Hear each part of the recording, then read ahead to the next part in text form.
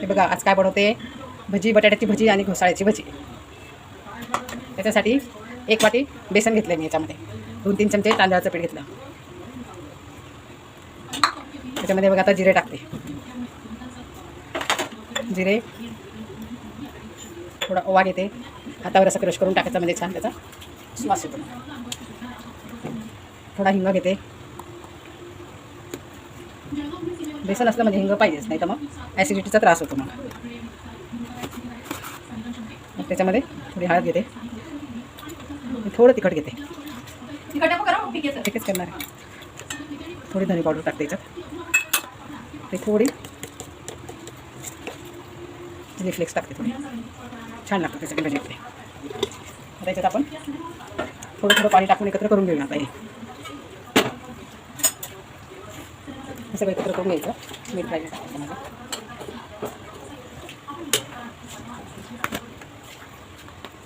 चवीनुसार मीठ टाकते. ते आपण थोडं थोडं पाणी टाकून एकत्र करून घेऊया. आता हे बघा, थोडं थोडं पाणी टाकून एकत्र करून घेऊया आपण. आता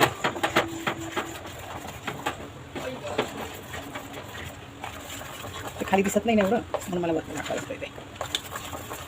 ते छान फेटून घेते मी.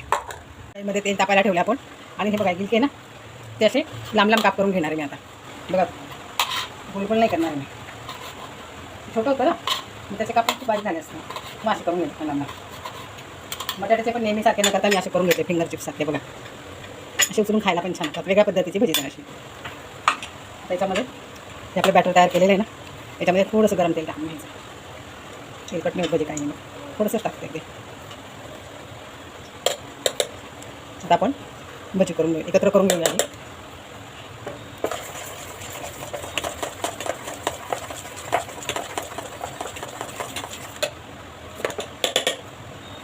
आपण भजी करून घ्या. आता ते पण टाकलं, बघूया. आता आपण ते टाकले, आपलं थीम टाकून घेऊया त्याचं. तेल पण टाकलं.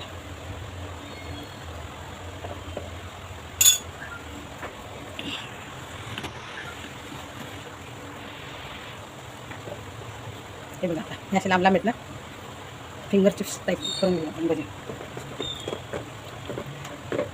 छान कुरकुरीत होतात मग.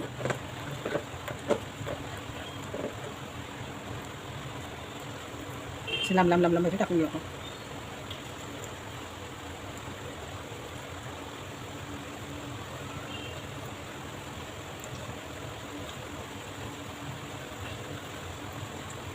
छोटं गिलकं होतं ना, त्याचे खूप छोटे छोटे गुलकाप झाले असते. त्यापेक्षा आपण असं करून घेऊ. आता असं टाकून घेते. बघा किती छान झाली आपली भजी. घोसाळ्याची भजी बघा किती छान झाली. तर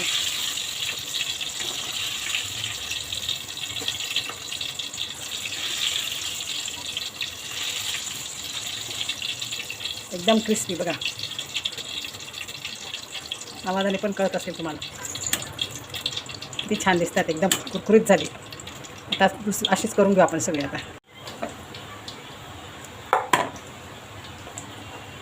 अशीच आता आहे बघा, ते आपले चिप्स केलेत ना आपण, फिंगर फ्राईज सारखे, ते पण आता असे करून घेऊ आपण.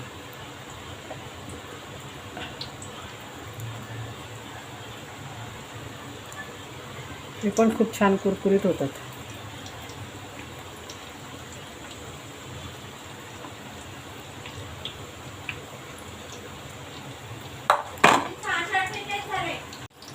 तर याचे पण आपण असे सगळे करून घेऊया आता. आणि भजी आपली गरम आहेत ना, तो याच्यावर आपल्याला चाट मसाला टाकून घ्यायचा आहे. चाट मसाला टाकल्याने ना खूप टेस्टी लागतात भजी. कोणती भजी केली का गरम गरम असताना चाट मसाला टाकायचा. किती छान भजी झाली आपली घोसाळ्याची आणि बटाट्याची. फिंगर चिप्स टाईप झाली बघा. आता फ्रेंच फ्राईज कसे म्हणतात तसे झाले बघा. टेस्टी पण खूप लागतात आणि कुरकुरीत. चाट मसाला टाकल्यावरून तर